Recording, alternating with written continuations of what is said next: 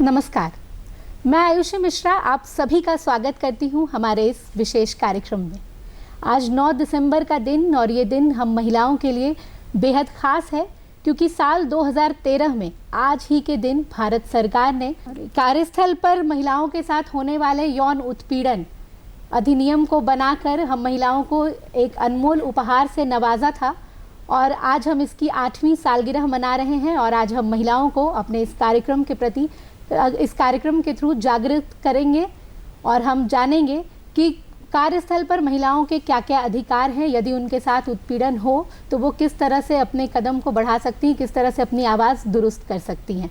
और इस विषय पर चर्चा करने के लिए आज हमने अपने स्टूडियो में आमंत्रित किया है मिसेस पूर्णिमा कुमारी जी को, जो कि दूरदर्शन में कार्यक्रम अधिशासी हैं, और मिसेस कविता बेहरा जी जो कि हमारे कार्यालय में अभियंत्रण विभाग में हैं, और मिसेस सीमा चौधरी जी जो कि अभियंत्रण विभाग में कार्यरत है।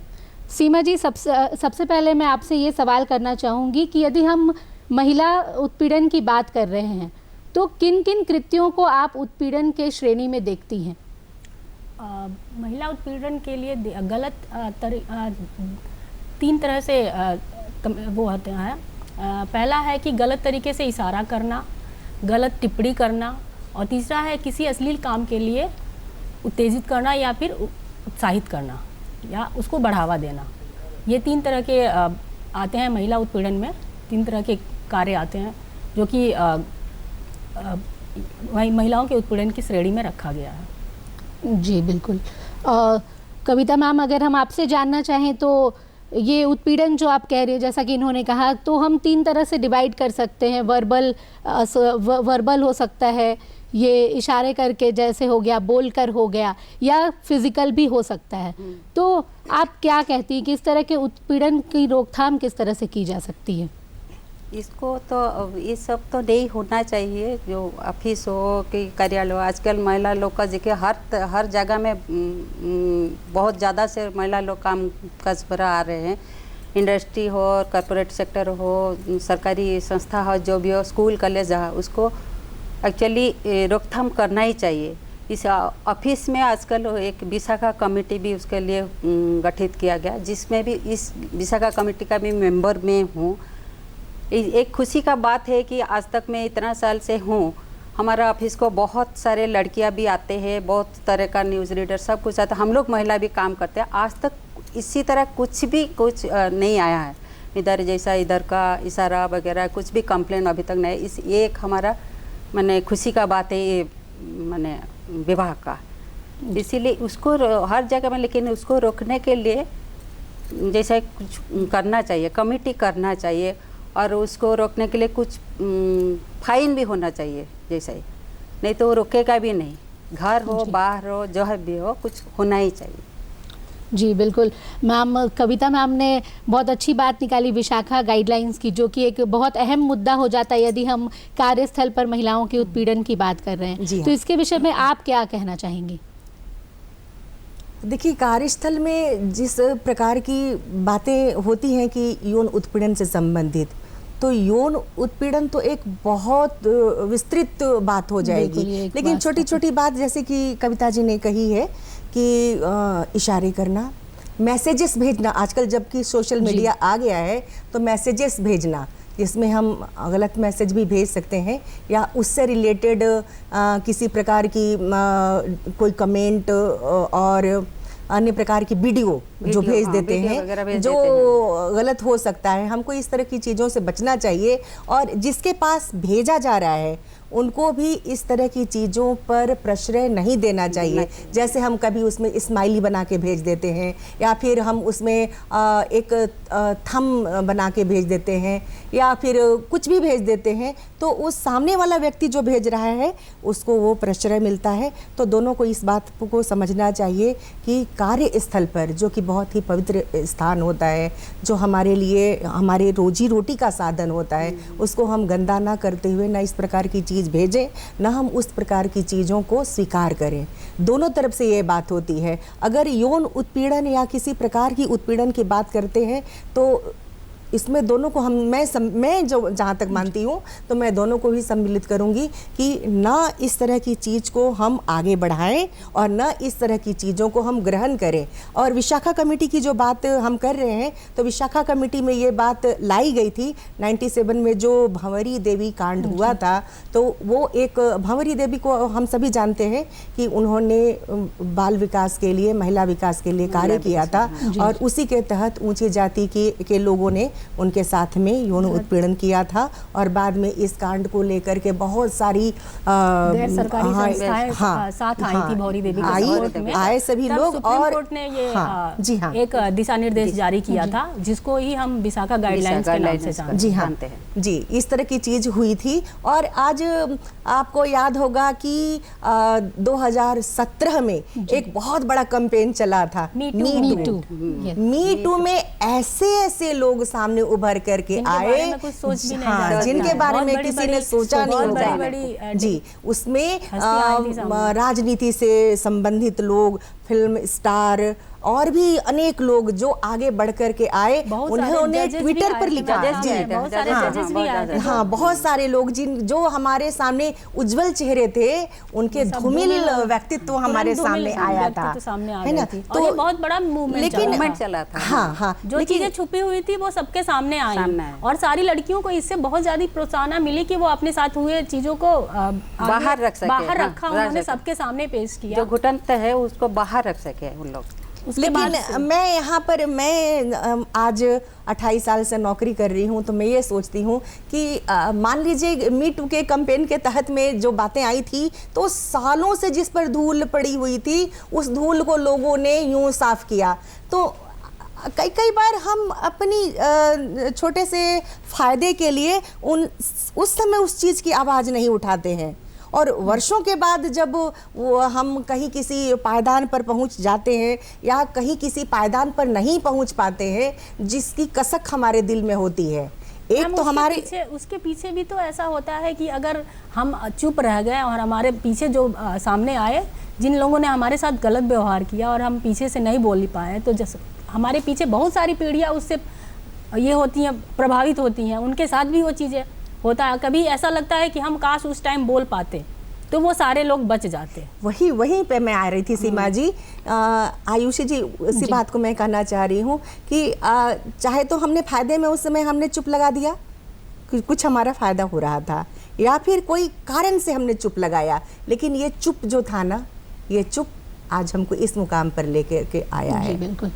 सीमा जी, मैं आपसे एक बात जानना चाहूँगी कि आज महिला सुरक्षा पर हम इतनी सारी बातें कर रहे हैं, लेकिन यदि धरातल पर आकर देखें तो क्या लगता है कि आज हमारी महिलाएं सुरक्षित हैं? क्या महसूस करती हैं? मैं ऐसे फील करती हूँ कि महिलाएं सुरक्षित हैं, काफ़ी हद तक हैं, लेकिन अगर हमारे पुरुष वर्ग जो है अगर अपनी सोच में थोड़ी सी बदलाव ले आएँ तो महिलाएं हमेशा के लिए सुरक्षित महसूस कर सकती हैं। जैसे बच्चे जब घर से बाहर हम लोग पढ़ने के लिए निकलते हैं, तो ये होता है कि घर वाले, हमसे ज़्यादा घर वाले डरे हुए होते हैं बच्चों को बाहर भेजने के लिए, कि वो बस ये सोच जो माँ बाप की जो हमारी तरफ जो ये होती है, केयर होती है, इसको बदलने के लिए हमारे साथ हमारे जो नया जनरेशन है उनको बहुत ही अच्छे से अपनी मिसाल देनी पड़ेगी कि हमारे जो छोटे बच्चे आगे आए वो कभी उनके, हम एज अ पेरेंट हम ना डरें, चाहे वो हमारा बेटा हो या बेटी हो, हम अपने बेटों को वैसी शिक्षा दें और महिलाओं के प्रति सम्मान, जैसे हम उनको खाना फीड करते हैं, वैसे ही अगर हम अपने बच्चों को या बेटों को, खासकर लड़कों को, अगर हम ये फीड दें कि बच्चा ये भी तुम्हारी बहन जैसी ही है, ये भी किसी की माँ है जैसे मैं हूँ, ये भी तुम्हारी दादी है, नानी है, तो ये इस लेवल पे अगर हम बदलाव करेंगे अपने बेटों के साथ, तो लड़कियों के माँ बाप कभी नहीं डरेंगे। हाँ। वो कभी नहीं डरेंगे। तो हम कविता जी, आपसे इसी बात पर आप ज़रा रोशनी डालें, क्योंकि आप यहाँ मेंबर भी हैं कमेटी की, तो आप क्या कहना चाहेंगी कि जिस तरह से हम अपनी बेटियों को सिखाते हैं कि तुम ये करो, वो करो, तुम ऐसे पहन कर जाओ, ऐसे ओढ़ कर जाओ, कई सारी बातें हम अपनी बेटियों को सिखाते हैं, साथ ही साथ हमें अपने बेटों को भी शिक्षित करने की ज़रूरत है, पुरुषों को भी शिक्षा देने की ज़रूरत है कि वो भी महिलाओं का सम्मान करें। तो इस विषय पर आप क्या कहेंगे? वही तो हम बोले, जैसे बेटी को हम बोलते हैं कि ये पहनो, नहीं पहनो, ये करो, ऐसा बात करना, ये करना, लेकिन पहले बेटा को सीखना चाहिए। लेकिन ज़्यादातर वही से आता है ना, जो अपोजिट जेंडर होता है इसीलिए बेटे को भी घर में भी सिखाना चाहिए, इवन जो स्कूल हो, ऑफिस हो, जहाँ भी है, तुम जाके महिला लोग को जैसे अच्छा से बिहेव करो। इवन जैसे सीमा बोली कि घर में नानी जो भी बड़े हैं उन लोग को भी अच्छा से सम्मान करना चाहिए, हम इसमें पूरा सहमत हैं। और बेटे लोग को पूरा अच्छा से पहले से छोटा दिन से सिखाना चाहिए।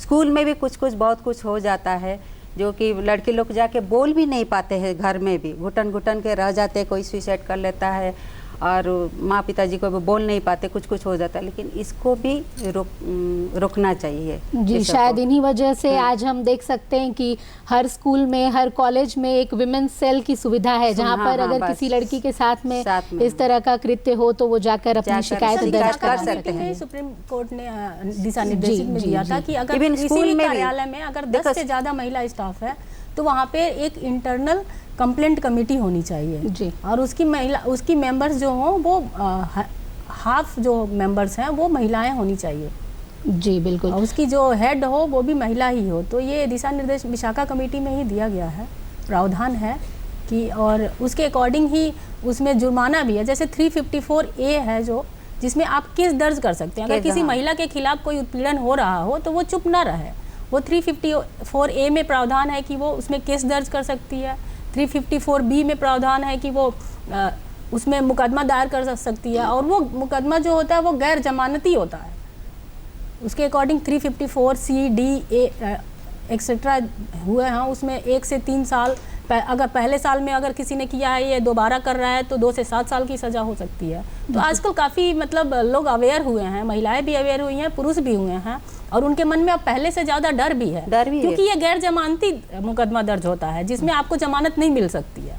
तो इससे काफ़ी हद तक चीज़ें सही हुई हैं। इसलिए हम लोग कॉर्पोरेट में तो नहीं है, सरकारी संस्था में, गैर सरकारी संस्था में भी लोग बहुत फ्रीडम एंजॉय कर रहे हैं। देखो जैसे कॉर्पोरेट सेक्टर में रात में भी बच्चे लोग ड्यूटी करते हैं, उसी में भी ये सब नियम है बोल के उन लोग सुरक्षित हैं। उन लोग को भी सुरक्षित होना चाहिए। ये रात में भी जाके ड्यूटी करते हैं, लड़के लोग जाके कर रहे हैं, उनका सहकर्मी लोग उनको भी मैंने हेल्प करना ही चाहिए। ये सब जो उत्पीड़न से उन लोग को भी हेल्प करना ही चाहिए। इस चीज़ को अगर संस्था को मतलब पूरा सपोर्ट करना चाहिए। किसी महिला स्टाफ के साथ अगर ऐसे चीज़ें हो रही हैं तो संस्था जब तक सपोर्ट नहीं करेगी तब तक उस महिला के अंदर कॉन्फिडेंस नहीं आएगा। हाँ, कॉन्फिडेंस। और उस महिला को मतलब कभी भी प्रेशराइज नहीं करना चाहिए कि तुम कंप्लेंट वापस ले लो, क्योंकि वो एक बार ले सकती है तो सामने वाले की मतलब वो और ज़्यादा वो हो जाएगा, अवेयर, उसको ये लगेगा कि उसके मन में कोई डर ही नहीं रहा। पूर्णिमा जी, अब हम आपके पास आना चाहेंगे कि इन बातों से लगता है कि कानूनी तौर पर कई ऐसे प्रावधान हैं जो महिलाओं को दिए गए हैं कि अगर उनके साथ वर्क प्लेस पर सेक्सुअल असॉल्ट होता है तो वो जाकर अपनी शिकायतें दर्ज करा सकती हैं। इसके बारे में आप क्या कहना चाहेंगी कि किस तरह के कानून हैं, किस तरह के प्रावधान हैं? देखिए, कानून की बात करने से पहले मैं एक बात और कहना चाहूँगी कि सबसे पहले तो जो मैंने पहले भी कहा है कि हमें इस चीज़ का विरोध करना चाहिए कि इस तरह की बात हो ही नहीं। अगर पहली बार कोई हमारे साथ में ऐसा करता है तो हम वहीं पे उसको रोकने की कोशिश करें कि ये चीज़ आगे नहीं बढ़े। सही है कि अगर आप एट द फर्स्ट साइट अगर आप किसी भी ऐसे इलीगल वर्क को रोक देते हैं तो उसके बाद उसकी आदत नहीं होएगी किसी को कुछ कहने की। वो उस टाइम उसके अंदर डर समा जाता है। और आगे जब हम रोकने की कोशिश कर रहे हैं, बावजूद उसके हमारा अधिकारी या हमारा सहकर्मी यदि नहीं मान रहा है, इस चीज़ को बार बार कर रहा है, और आज के समय की बात अगर है कि हमारे पास में विशाखा कमेटी है तो या किसी प्रकार की महिला कमेटी बनाई गई है, तो हम वहाँ जाकर के जो महिला कमेटी की जो हेड है हम उससे बात करें। उससे बात करने के बाद में हम इसको लिखित में आप इस चीज़ को ये नहीं ले कि मैं बहुत अबला हूँ, मुझे ऐसे ही होना चाहिए, ये बात नहीं। यदि आप नौकरी करती हैं, यदि आप अपने घर में पैसा कमा करके ले जाती हैं, आप अपने घर को चलाती हैं, तो आपके पास में वो ताकत होनी चाहिए कि आप लिखित कंप्लेन कर सकते हैं। जब आप लिखित कंप्लेन करेंगे तो हमारा जो HOO होगा वो उस चीज़ को आगे बढ़ाएगा, और हमारे साथ में जितने पुरुष सहकर्मी होते हैं वो भी हमारा साथ देते हैं। आज के समय में। पहले वाली बात कुछ और थी कि बहुत सारी चीज़ें थी, हम अज्ञानता में थे, हम बहुत सारी चीज़ों को नहीं जानते थे और बहुत सारी चीज़ों के साथ में छेड़छाड़ भी हो जाया करती थी और झूठी कंप्लेन ये वो बहुत सारी चीज़ें होती थी। लेकिन समय बदल गया है, आज मीडिया बिल्कुल आगे है, आज लोग आगे हैं, आज लोग पढ़ते हैं, लोग विमर्श करते हैं, लोग एक दूसरे से बांटते हैं, अपने ऊपर वाले को भी आदर देते हैं आज। पहले की कोई बात थी कि पीठ के पीछे बहुत सारी छीटाकशी होती थी, हम सामने अच्छी बातें करते थे लेकिन पीठ के पीछे बहुत सारी उल्टी सीधी बातें होती थी। अब लोग इन सब चीज़ों से बचते हैं, चूँकि मोबाइल एक बहुत बड़ी चीज़ है जिसमें बहुत सारी चीज़ें रिकॉर्ड होती हैं, जिससे हम सभी आपस में चाहते हैं कि इस तरह की चीज़ नहीं आए। तो हमारे पास बड़ा ही सशक्त माध्यम है सोशल मीडिया, हमारे पास की जो आज टेक्नोलॉजी है जिसके चलते हमको सुरक्षा मिल रही है। लेकिन फिर भी करने वाले, मैं कहती हूँ, करते हैं, होता है बहुत सारी चीज़। इसमें कानून में बहुत सारे प्रावधान हैं और महिलाओं के लिए अलग प्रकार से थाने भी हैं, महिलाओं की बात सुनी जाती है और महिला के साथ में अगर बहुत ज़्यादा हद तक बलात्कार या और भी सारी चीज़ें हो गई हैं तो उसके लिए अलग ले जा करके उनसे पूछताछ की जाती है, सबके सामने नहीं की जाती है। ये भी आज का प्रावधान है। जी, आज का प्रावधान है। सीमा जी, ज़्यादातर देखा जाता है कि अगर हम महिला उत्पीड़न की बात करते हैं तो हमारे दिमाग में एकदम से बलात्कार जो है वो शब्द स्ट्राइक कर जाता है, लेकिन बलात्कार ही सिर्फ उत्पीड़न की श्रेणी में नहीं आता, और भी कई ऐसे कृत्य हैं जो इस श्रेणी में आते हैं। इस विषय पर आप क्या कहेंगे?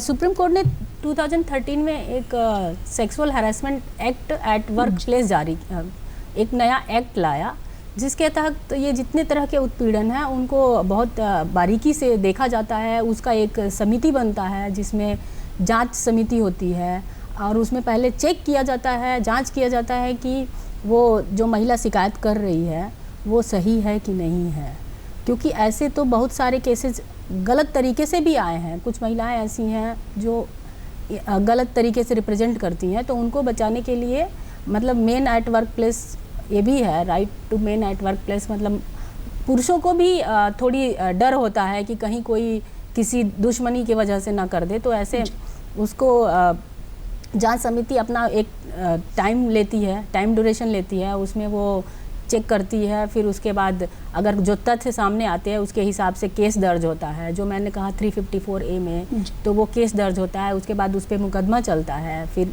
इसकी प्रोसेसिंग होती है। इस तरह से मतलब एक बहुत ही तरीके से लीगल एक्शन लिया जाता है उसके खिलाफ, फिर जाकर के सारी चीज़ें सामने आती हैं। कविता जी, अभी सीमा जी ने एक बात कही कि right to men at work place, मतलब पुरुषों के भी कुछ अधिकार होने चाहिए उनके कार्यस्थल पर।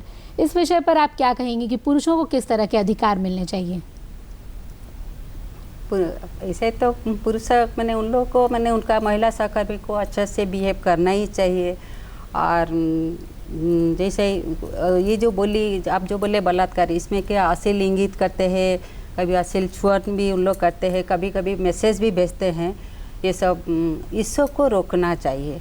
और कभी भी उन लोग को मालूम हुआ कोई महिला सहकर्मी उनका सहकर्मी को वो बताया कि ऐसा ऐसा मेरे साथ हो रहा है, उन लोग भी मदद करना चाहिए, आगे आना चाहिए, उनको मदद करना भी चाहिए कि उनका साथ ऐसा हो रहा है, हम चलो मदद करते हैं।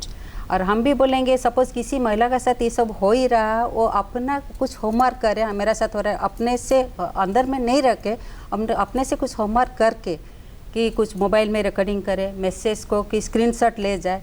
कभी कभी क्या करते हैं ना, सब साथ देते हैं लेकिन असल टाइम में जब बोलते हैं ना सब भाग जाते हैं।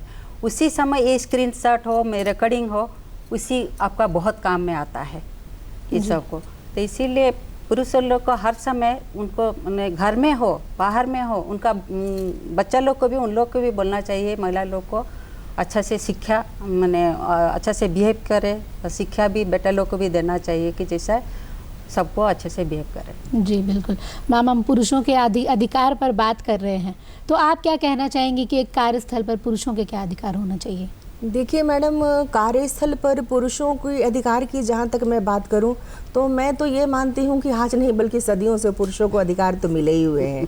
है ना। 95% तो अधिकार पुरुषों के पास ही है 5% हमारे, है ना। हम ठीक है, हम देवी की तरह पूजी जाती हैं, हमारे बिना कुछ नहीं होता है, हम एक दूसरे के पूरक हैं, लेकिन फिर भी जो उत्पीड़न होता है उसके कारण हम कमतर आके जाते हैं, और ये विदित है, सभी लोग जानते हैं। तो मैं तो जहाँ तक मैं अपने घर की बात करूँगी, मैं यहाँ पर ज़रूर लाना चाहूँगी, मुझे मौका मिला है तो मेरे 2 बेटे हैं, और मेरे 2 बेटों के सामने यदि किसी स्त्री का कोई अवहेलना करे तो मैं ये मानती हूँ कि वो कभी भी इसको स्वीकार नहीं करेंगे। मैंने ये शिक्षा दी है, मैं अपने आप पर और अपने बच्चों पर गर्व महसूस करती हूँ कि मैंने ये शिक्षा दी है, और मेरे बच्चों की कभी आज तक शिकायत नहीं आई है, और जबकि वो को एजुकेशन में पढ़े हैं और बाहर रहे हैं महानगरों में। ये तो बहुत हमारे खुशी पास की कभी बात कोई है, शिकायत आपने नहीं आई अपनी है। बहुत अच्छी परवरिश और दी है। आज के डेट में अगर किसी स्त्री के साथ में कुछ होगा तो मेरे बच्चे उनके साथ में हाथापाई पर शायद उतर जाएं, जबकि ये कानून का उल्लंघन है, बावजूद भी वो अपने आप को रोक नहीं पाएंगे। लेकिन जहाँ तक ऑफिस में है, तो जिस ऑफिस में मैं काम करती हूँ यहाँ पुरुषों का साथ बहुत ही अच्छा है, अच्छा व्यवहार, बहुत ही अच्छा माहौल है हम बोले यहाँ। ना विशाखा कमेटी का मेंबर होने के बाद भी अभी तक कोई एक भी कंप्लेंट नहीं है। बहुत तरह के मैं दिल्ली लड़के में आते भी हैं। रही हूँ, पर हमारा जो ये डिपार्टमेंट है ये दिल्ली में भी इतना ही सपोर्टिंग था, क्योंकि उस टाइम मेरा बहुत ही छोटा बच्चा था और सब सारे सीनियर्स मेरे बहुत ही सपोर्ट किए, और तभी मेरा छोटा बच्चा मतलब मैं बहुत अच्छे से हैंडल कर पाई, क्योंकि दिल्ली जैसी जगह पे मेरा अपना कोई घर नहीं था, मैं वहाँ अकेले ही रहती थी, और इसके बावजूद मैंने मतलब मुझे कभी ये महसूस नहीं हुआ कि मुझे नौकरी छोड़नी चाहिए, या ऐसा कभी विचार भी नहीं आया, क्योंकि सर लोग बहुत सपोर्ट करते हैं। हम लोग हमारा डिपार्टमेंट हम लोग शिफ्ट ड्यूटी वाले हैं, शिफ्ट ड्यूटी वाले, हम रात में भी ड्यूटी करके जाते हैं, फिर भी हम लोग सुरक्षित है इधर। और एक बात और मैं कहना चाहूँगी, आयुषी जी माफ़ कीजिएगा मैंने बीच में काट दिया, कि कभी कभी ऐसा मैंने देखा है, हमारे पास बहुत सारी एंकर आती हैं, चूँकि मैं कार्यक्रम से जुड़ी हुई हूँ, तो कई बार मुझे ऐसा भी देखने में आता है कि वो अपने आप को एक्सपोज करती हैं यहाँ आकर के। उन्हें लगता है कि जैसे वो इससे स्थायी हो जाएंगी या फिर उनको कुछ और ज़्यादा मिल जाएगा। तो ये सिर्फ दूरदर्शन की बात नहीं है, अन्य स्थलों पर भी ऐसा होता है कि लोगों को समझ में ये नहीं आता कि इससे कुछ प्राप्त नहीं होना है, बल्कि हमको हमारी मेहनत और हमारी कला, हमारी प्रतिभा पर ही हमको सब कुछ मिलेगा। इन सब चीज़ों का कोई बहुत बड़ा सब कुछ भी नहीं होता, कोई अचीवमेंट नहीं है ये हमारे लिए। तो हमको ये सोचना चाहिए कि हम अपनी मेहनत से, अपनी प्रतिभा से आगे बढ़े, हम पुरुषों को आदर दें और पुरुष हमें आदर दें। ऐसे ही कार्य है जिसके लिए आयुषी ने अभी कहा राइट टू मैन भी एट वर्क प्लेस, कुछ मतलब ऐसा होना चाहिए। तो इन्हीं सब चीज़ों को कम करने के लिए आयुषी ने कहा था कि राइट टू मैन का भी कोई प्रावधान होना चाहिए, क्योंकि कविता जी, ऐसे बहुत सारे केसेस आए हैं जिनकी वजह से महिलाएं जो हैं मतलब अपने काम को पूरा करने के लिए बहुत अच्छे मतलब ऐसे अच्छे लोगों को भी सफ़र करना पड़ता है। जी कविता जी, मैं आपसे एक चीज़ जानना चाहूँगी कि कई बार ऐसा होता है कि कई बड़े लोग शामिल होते हैं इस तरह के अपराधों में, पावरफुल पर्सन्स इसमें इन्वॉल्व होते हैं और महिलाएं अपनी आवाज़ दबा देती हैं। तो इसके लिए आप हमारा ये कार्यक्रम जो महिलाएं देख रही हैं उनको आप क्या बताना चाहेंगी कि वो कानून उनके साथ है और वो कहीं भी पीछे नहीं है, अपनी आवाज़ को वो दुरुस्त कर सकती हैं, क्या कहेंगे आप? नहीं, इसमें बिल्कुल डरना नहीं। महिला लोग को हम बोलेंगे बिल्कुल डरना नहीं है। मैं भी एक महिला हूँ, मैं कभी ऐसे ही कभी मेरा अंदर में भय नहीं आता है, मैं ऐसे ही होगा, मेरा साथ कुछ करेगा। हम रात ड्यूटी करके भी जाते हैं, सपोज हम कंप्लेन करेंगे, हमको कुछ करेंगे रास्ते में, ये कभी होना नहीं चाहिए अंदर में। और हम मेरा बेटी को भी ऐसा मैं सिखाती हूँ, तुम कभी डरना नहीं, सच में रहने से तुम्हारा एक जय होगा ही होगा। और कानून कितना दूर, सपोज आप सच में रहेंगे तो कानून तो है ही हमारा पीछे खड़ा होगा, इसीलिए भय नहीं करना चाहिए। आयुषी, मैं एक बात कहना चाहूँगी कि समय बदल गया है, खुल के बताना चाहिए, दृष्टिकोण बदल गए हैं लोगों के। हम जहाँ हमारी सरकार कहती है कि सबका साथ सबका विकास, तो यदि हम कहीं आगे बढ़ना चाहते हैं तो इन सब चीज़ों को छोड़ करके हमें अपने काम पर फोकस करना चाहिए। और इन सब चीज़ों को हम भी छोड़ें और सामने वाला भी छोड़े, तभी देश का विकास है। जी बिल्कुल मैडम, अब समय हमें इजाज़त नहीं देता कार्यक्रम को आगे बढ़ाने का, तो आप सभी दर्शकों से अलविदा लेने का समय आ चुका है। लेकिन जाते जाते मैं ये कहना चाहूँगी कि जो भी वर्किंग वुमेन है वो अपने वर्क प्लेस पर अपने राइट्स का इस्तेमाल करें, अपने अधिकारों का इस्तेमाल करें और ये समझ लें कि कानून उनके साथ है। चाहे सामने प्रतिद्वंदी कोई भी हो, सामने कोई भी खड़ा हो, आप उसके खिलाफ अपनी आवाज़ उठाएं और अपने अधिकारों का इस्तेमाल करें। इसी के साथ मुझे दीजिए इजाज़त, नमस्कार। नमस्ते।